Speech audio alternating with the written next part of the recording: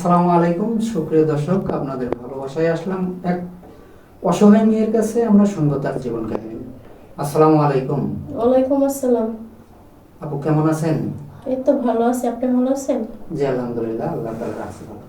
তো আপু আপনার নামটা কি? আমার নাম সোনিয়া। সোনিয়া। Home district? নওগাঁ, রাজশাহী। নওগাঁ, রাজশাহী। তো আপু আপনার পরিবারে কে কে আছে? আমার পরিবারে আমার শুধু আম্মু আছে, আর কেউ নেই। আমার বাবা মারা গেছে। ও আচ্ছা, আপনার বাবা কিভাবে মারা গেছে? অ্যাক্সিডেন্ট করছে। অ্যাক্সিডেন্ট করছেন না? হুম। তো তাহলে আপনাদের পরিবারটা এখন কিভাবে চলে? আমার পরিবারটা, আমার আম্মু বাসা বাড়িতে কাজ করে, কাজ করলে ওই যে টাকা পায় ওই টাকা দিয়েই সংসার চলে। জি জি, বুঝতে পারছি। তো অনেক কষ্টে যায়, আপনাদের জীবনযাপনটা অনেক কষ্টে চলছে নাকি? জি। তো আপু আপনার কি ফোন আছে? না ভাই, আমার ফোন নাই, আমার ফোন কেনার অত সামর্থ্য নেই। ও আচ্ছা। তো যাই হোক ভাই, শুনতে পারলেন এটা কোনো ফোন নেই। তো আমাদের নাম্বার দেওয়া থাকবে, মানে ইউটিউব চ্যানেল কর্তৃপক্ষের নাম্বার দেওয়া থাকবে। তো আপু এখানে যে আসছেন, আপু আপনার শিক্ষাগত যোগ্যতাটা কতটুকু? আমি ক্লাস 8 পর্যন্ত পড়ালেখা করছি। ও আচ্ছা। তো মূলত তো আপনি এর আগেও 2-3টা ভিডিও দিয়েছিলেন, তো আপনি কি এখনো কোনো সাড়া পান নাই?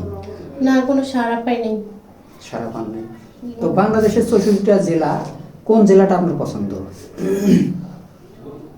কোন জেলা পছন্দ? কোন জেলার ছেলে আপনাকে পছন্দ, যে আপনার নিজ এলাকার, নিজ যে রাজশাহী জেলা বা রাজশাহী বিভাগের ভিতরে কোনো ছেলে পছন্দ? সব মেয়েরা তো চাবে যে নিজের এলাকায় বিয়ে শাদী যদি হয় তাহলে তো ভালো। জি জি, এটা বুঝতে পারছি। যদি অন্য জেলার হয় তাতে কি কোনো সমস্যা আছে? না, অন্য জেলায় কোনো সমস্যা নেই। ও আচ্ছা। তো এখন অনেক প্রবাসী ভাই বা দেশি ভাই আমাদের এই ভিডিওটা পাবলিক হওয়ার পরে দেখবে, আমাদেরকে নক দিবে।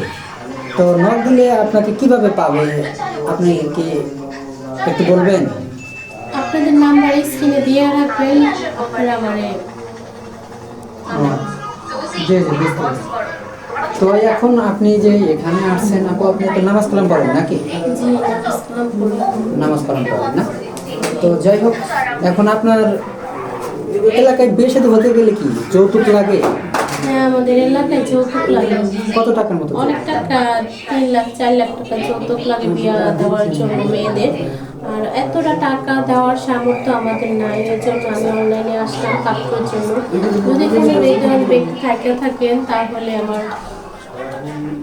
তো যদি এমন কোনো ভাই থেকে থাকেন, মেয়েটার যৌতুক দেওয়ার মতো কোনো সামর্থ্য নেই, যৌতুকবিহীন যদি কোনো ভাই তাকে বিয়ে শাদী করতে চান, আমাদের নাম্বারে যোগাযোগ করবেন। মেয়েটাকে সাথে আমরা আপনাদের বিয়ের ব্যবস্থা করে দেবো ইনশাল্লাহ।